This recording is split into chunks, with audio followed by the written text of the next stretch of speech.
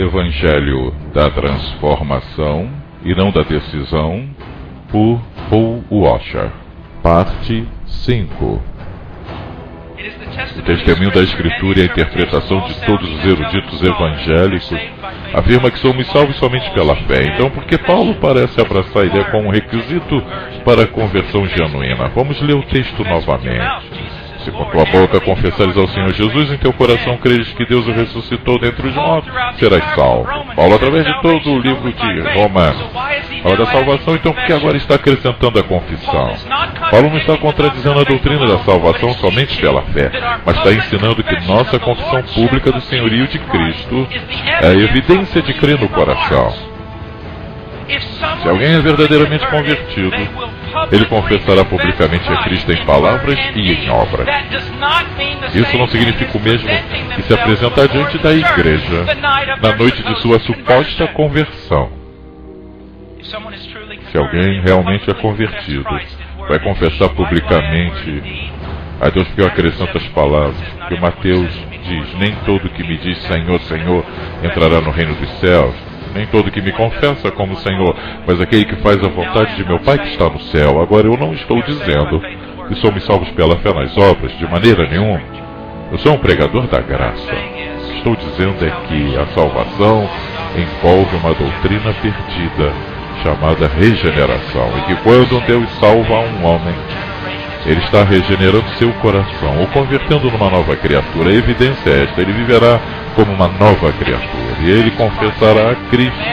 Isto é, o homem que verdadeiramente tem crido em seu coração terá sua vida marcada pela confissão bíblica de Cristo. Você poderá ver e escutar de sua boca e ver na sua vida que sua fé é uma genuína fé salvadora. Agora, vejamos isso de uma perspectiva cultural. Digamos que somos uma igreja de 20 pessoas. Século I, Império Romano. Você sabe, pela Epístola aos Romanos, que estão matando alguns desses cristãos. Estão morrendo como ovelhas. Agora bem, digamos que existem 20 de nós. Estamos trabalhando numa construção. Estamos trabalhando numa espécie de edifício em Roma. Construção, nenhum problema, um dia bonito. É hora do almoço, estamos descansando, é primavera, estamos deitados na grama, passando muito bem. De repente escutamos isso. Escutamos tambores. Levantamos a vista e vemos, estão carregando um pequeno altar. Sobre esse altar tem uma pequena vasilha com incenso, um pequeno fogo em cima. E nós ficamos aterrorizados. Quanto aos homens da construção, a maioria deles não crentes. Ali estamos, uma pequena igreja no meio deles. Os soldados nos reúnem e nos dizem: aproximem-se, deem honra a César. Então o primeiro homem, um não crente, se aproxima, toma um pouco de incenso, joga no fogo e diz: César é o Senhor. Ele se retira feliz, em seguida outro, e finalmente ele vem ao primeiro de nós, os cristãos, onde nós se aproxima.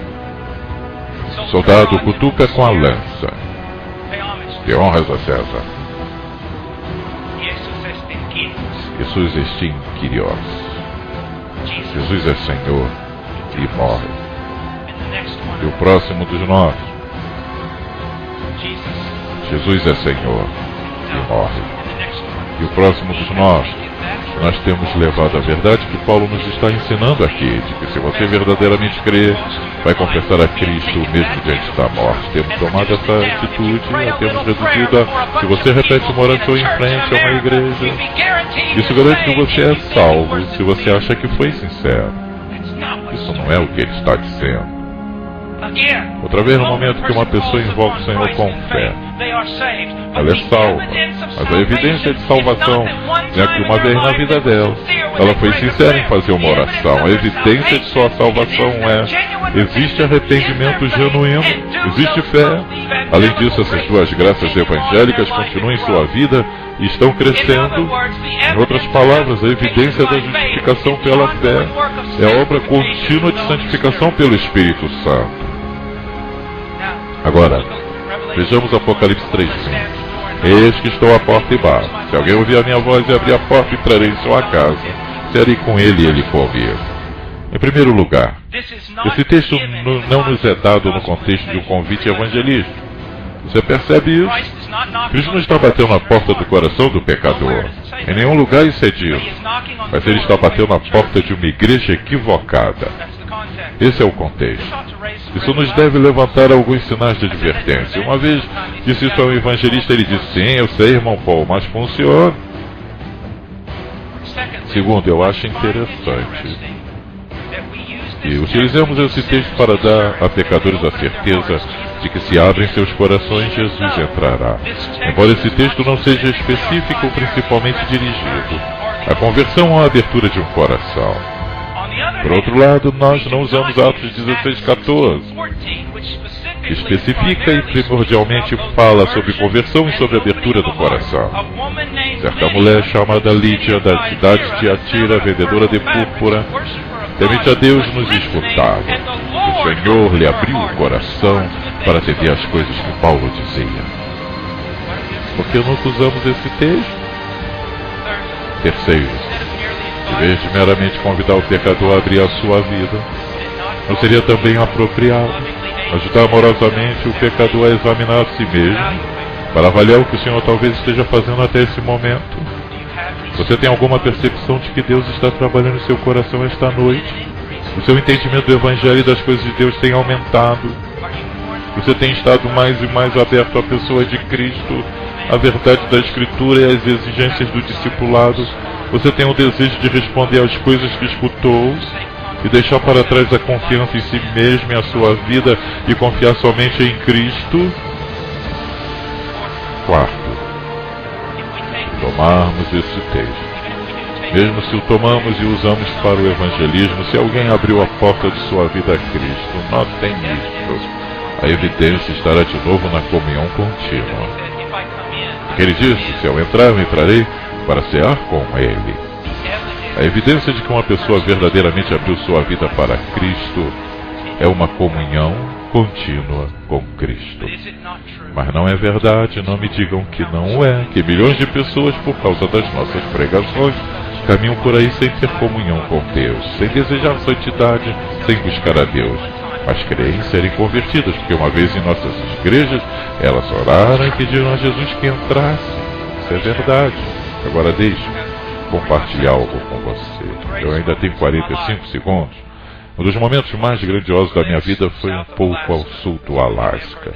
Alguns de vocês já devem ter ouvido a história de um homem, mas logo eu cheguei ao púlpito, havia cerca de 25 pessoas. Um homem entrou, um gigante, o ser humano mais triste que eu já vi. Chegou e se sentou. Eu parei imediatamente e comecei a pregar o Evangelho. Depois que terminei, fui até ele e disse: o que está errado com você? O que está errado? Ele pegou um envelope pardo, mostrou e me disse: eu acabo de vir do médico, vou morrer em 3 semanas. Continuou: tenho vivido no campo, trabalhando num rancho de gado toda a minha vida. Só se chega lá cavalgando pelas montanhas, ou pegando um hidroavião ou algo do tipo. Ele disse: eu nunca li uma Bíblia. Uma vez escutei alguém falar sobre um cara chamado Jesus e eu creio que existe um Deus. Nunca tive medo em toda a minha vida, agora tenho medo porque vou morrer. Não sei o que fazer. Eu lhe disse: Senhor, nos últimos 45 minutos eu preguei o Evangelho a você. As boas novas do que Deus fez pelos pecadores em Cristo. Você entendeu? Ele disse: sim. Agora, o que a maioria dos evangelistas teria feito naquele momento? Gostaria de fazer uma oração, pedir que Jesus entre em seu coração, mas isso é o que ele disse. Irmão Paul, eu entendi. Quer dizer, qualquer um podia ter entendido. Mas isso é tudo. Isso é tudo. Eu entendo, faço uma oração e isso é tudo. E comecei a lhe explicar o arrependimento e a fé. Depois de vários minutos, ele me olhou e disse: eu simplesmente não entendo. Eu disse: olha, você tem 3 semanas. Vou cancelar minha passagem de avião, tenho que viajar amanhã. Ficarei com você 3 semanas até você morrer. Quer você seja salvo, quer morra e vá para o inferno. Então vamos começar. Escutem, se vocês estão pensando em serem evangelistas, não pensem que vão pregar a um grupo de pessoas e quando elas forem à frente, vocês vão entregá-las a qualquer um para lhes aconselhar, para que vocês possam ir comer no Denais. e depois se gloriar em todas as decisões, cuja maioria é somente decisões, e ninguém se converteu, porque a maioria das pessoas não assistirá ao culto no próximo domingo. Agora vocês entendem porque, como Leonard Ravenhill age. Agora vocês entendem porque prego em muitas igrejas somente uma vez.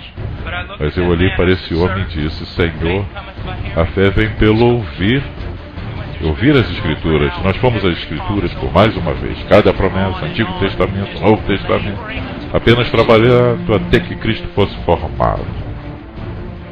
Oramos um pouco mais, lemos um pouco mais, outra hora passou, estava ficando tarde. Eu disse: nós vamos ficar por aqui, esse homem está morrendo. Depois, não sei depois de quanto tempo, voltamos a um de meus versículos favoritos da Bíblia, João 3,16. Eu lhe disse: Senhor, nunca vou esquecer, porque ele estava com as mãos nas minhas pernas. Minha Bíblia em suas mãos é enormes. E eu lhe disse: Senhor, vamos apenas ler isto de novo. Ele disse: mas já lemos. Eu lhe disse: Senhor, sua vida depende disso. Então ele olhou para baixo, esse velho homem grande, e disse: ok.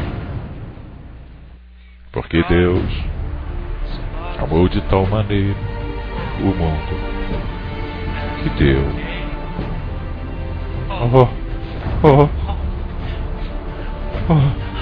Estou salvo. Estou salvo. Meus pecados se foram. Tenho a vida eterna. Eu a tenho. Eu vou para o céu. Eu disse: Senhor, como você sabe? Ele disse: você nunca leu esse versículo antes? Aleluia.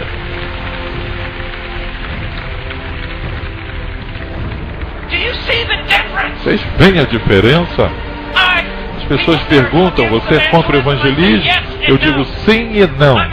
Eu sou contra o seu tipo de evangelismo. Eu o odeio.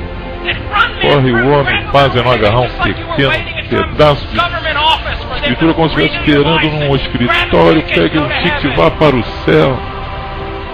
Nós seremos responsabilizados. Nós temos um chamado. Quando prego em conferência, isso é o que eu faço. Não faço chamadas ao altar ou coisa desse tipo. Eu digo: olhem para Cristo. Se Deus falou ao seu coração, que venham até Ele nessa noite, sentarem-se aqui nessa noite. Se alguém professa fé em Cristo, então o que eu faço? Eu não digo: ó, você está salvo, está salvo. Eu lhes digo isso: escute. Essa noite você verdadeiramente se arrependeu e creu em Jesus Cristo. Você se tornou um filho de Deus, mas esta vai ser a evidência. Se verdadeiramente se arrependeu para a salvação, você vai continuar se arrependendo para a salvação e crescendo em arrependimento. Se você verdadeiramente tem crido, você vai continuar crendo. Mas coisa do tipo: eu já criei, eu não quero pessoa que chegue às pessoas e ela esteja vivendo uma vida ímpia, e quando alguém testemunha com ela: ó, não se preocupe comigo, eu já fiz isso. Porque isso é o que a maioria das pessoas fazem, não é? Não te preocupes comigo, pregador, eu já fiz isso. Você fez o quê? Eu recebi minha vida. Vacina contra a gripe. Sim, mas você não recebeu Jesus. Trabalhem com Ele. Desde que todos saiam para comer. Você trabalha. Você ora. Você os aconselha com muitas promessas do Evangelho e muitas advertências do Evangelho. Eu declarei guerra. É mais como um carrapato bateu na cabeça com um mundo de granito, mas eu não me importo. Estou doente e cansado de ver as pessoas serem guiadas a uma decisão com muito pouco conhecimento do Evangelho, confiando numa decisão em vez de contemplarem a Cristo, vivendo em impiedade, crendo que são salvas, porque alguma autoridade religiosa da comunidade evangélica lhes disse que são salvas, e agora estão quase completamente surdas para o verdadeiro Evangelho. Pare com isso. Pare com isso.